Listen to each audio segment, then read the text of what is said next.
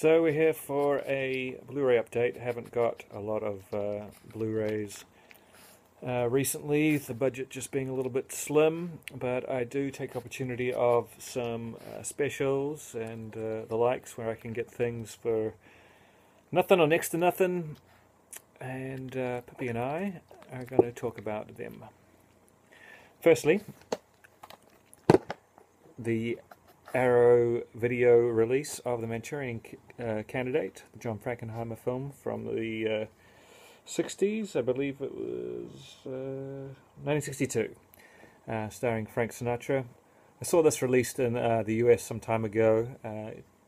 The transfer got mildly positive reviews, but wasn't super glowing.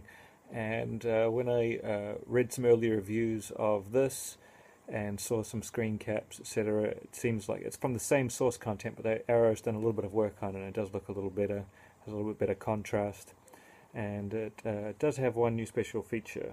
For those who don't know about Manchurian Candidate, it's an interesting film. It was remade in the 90s with Denzel Washington. Not a bad remake, but the original is the classic. It's about the brainwashing of American POWs sent back to America to be triggered into doing assassinations. I don't want to give away too much about the plot, but also has Angela Lansbury in the film, who's excellent. And John Frankenheimer is a great director.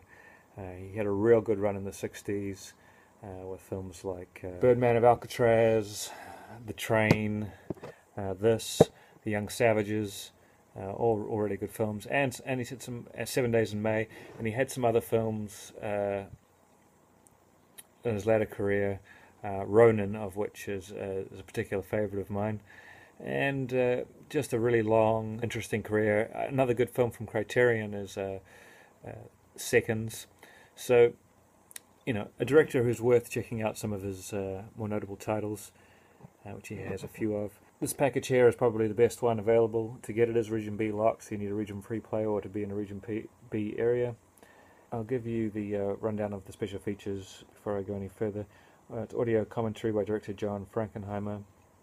The director's special, John Frankenheimer, an hour-long portrait from 2003, including interviews with Frankenheimer, Kirk Douglas, Samuel L. Jackson, Roy Scheider, Rod Steiger, and many more. An interview with John Frankenheimer, Frank Sinatra, and screenwriter George Axelrod from the 1988 revival of the film.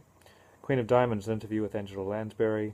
A Little Solitaire, an appreciation of John Frankenheimer, and the film by director William Friedkin, who, of course, if you've seen my channel much, I'm a fan of William Friedkin, director of The Exorcist and Sorcerer. Theatrical trailer, a reversible sleeve featuring original and newly commissioned artwork, which I will show you shortly, and collector's booklet containing new writing by Peter Knight and Neil Sanders, illustrated with original production stills.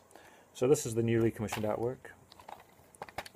Now we open it up, and you have this extensive booklet, about twice as thick as a Criterion booklet, or maybe even 3 times, so it's a lot of photos and drawings and writing. And then, for those who want to be purists, you can reverse the sleeve to the original poster artwork, which is on the inside. Now that other disc is just the DVD of the release, which is pretty much unneeded. But there you have it, you have the DVD also. I did have the special edition DVD of this, but I sold it about 6 months ago. Anticipation of picking up a Blu-ray eventually. Did see this Arrow one on special, which it's a fairly new release, but I still managed to catch it on special, and happy to have it back in the collection. Other things I picked up in the last month or so, I sold my Criterion DVD of the Lady Vanishes and picked up the Blu-ray of Lady Vanishes, also from Criterion. Has all the same special features, it's just a upgrade on the audio-visual here. Still comes with the extra film, which is also in 1080p, of Crook's Tour, which is a spin-off film which has the further adventures of 2 characters from The Train featured in The Lady Vanishes, as well as many other good special features. There's the booklet, and happy to have that upgraded. And of course all Criterion's are Region A locked. Screen Factory have put out quite a few double features as of late, and this is one of them that I've picked up. I think the only one I've picked up of their double features. I do have another one coming when it gets released next month, which I'll talk about when that comes out. But I got this one. I'm not sure if I would have bought either film by themselves. I may have got High Spirits by itself. Vampire's Kiss I like, but I don't think I would have put it by itself. But it's a nice, less than the price of one normal Screen Factory release, and you get two films. They don't have the deluxe treatment of special features, but it is what it is. Vampire's Kiss is kind of a zany, weird film about insanity. Nicolas Cage, of course, playing the insane one, so not much of a stretch for him. It's quite funny intentionally and unintentionally, and it's an interesting little film. The transfer is fine, the sound is fine, and it does come with audio commentary with the director Robert Bierman and actor Nicolas Cage in a theatrical trailer. High Spirits is directed by Neil Jordan, who's famous for Interview with a Vampire and Byzantium. Or maybe not famous for Byzantium, but he perhaps should be. It's an excellent vampire film. High Spirits is a ghost story, more of a comedy drama than any kind of horror, but it is a ghost story, and an underrated one. It's a very entertaining little haunted house film with great cast: Daryl Hannah, Liam Neeson, Steve Guttenberg, Peter O'Toole, hamming it up deliciously, Jennifer Tilly, Peter Gallagher, Beverly D'Angelo. You know, great cast and a lot of fun. Now, apparently, the version that Neil Jordan turned in, the producers was not satisfied with, and there was quite a few changes made. I think he was even locked out of the editing room, and his original version is in a vault somewhere, perhaps, or has been sliced up to make the version we have now. But he claims that his version was very different. I can't imagine how different it would be, but I don't think that the film's popularity warrants a director's cut coming out, but you know, maybe one day. But I was perfectly happy with this. The version I saw as a kid. It looks great, better than all of the reviews I'd read. It looks great on Blu-ray. Sounds good. No special features. You know, it is what it is. They're both on one disc. Menu comes up, and you choose which film to watch.